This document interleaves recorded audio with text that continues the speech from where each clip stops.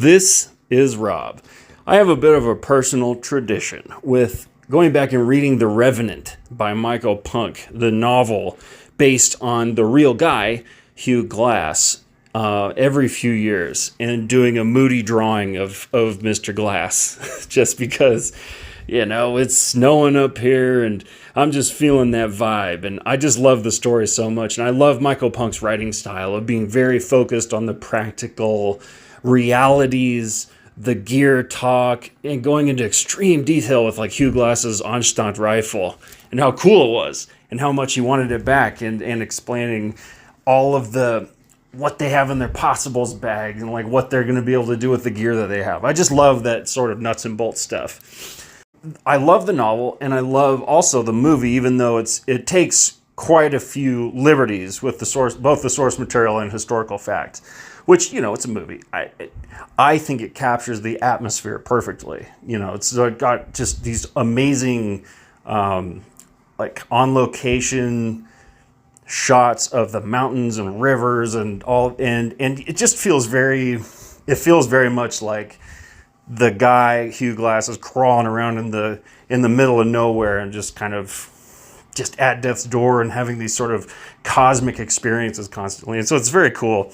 I love the experience of watching that movie and sitting inside my warm house looking at the snow outside and reading the book and so with these two drawings that I did, I wanted to try something that was just improvisational, seemed more raw, even more raw than usual. So I did some loose sort of pencil guides and then took this cheap ink that I got at the Daiso store years ago, just this black, not even water resistant ink, and just sprayed some drops on it and took a bristle brush and just used that to kind of, and this bristle brush is messed up too. It's old. I've been using it. I think I probably bought it in like 2008 when I was in college and like just using it real raw dog, like dry brush and not being careful with really how I'm structuring this face. The first one is of a bust and the second one has more of a full body thing. And I'm just not paying that much attention to my idea for what the painting should look like, or painting. I don't know. It's a drawing, it's a sketch.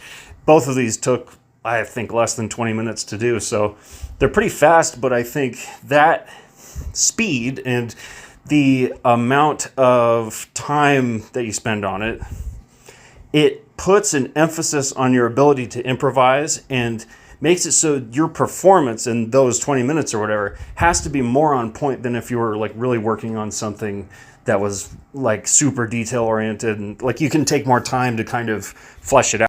And I've talked about this before about how much I love traditional media for how you're almost collaborating alongside your materials as far as the process goes and seeing where it all leads and reacting to that instead of having the perfect idea in your head and trying to match that. I feel like you're setting yourself up for disappointment if you go at it from that direction.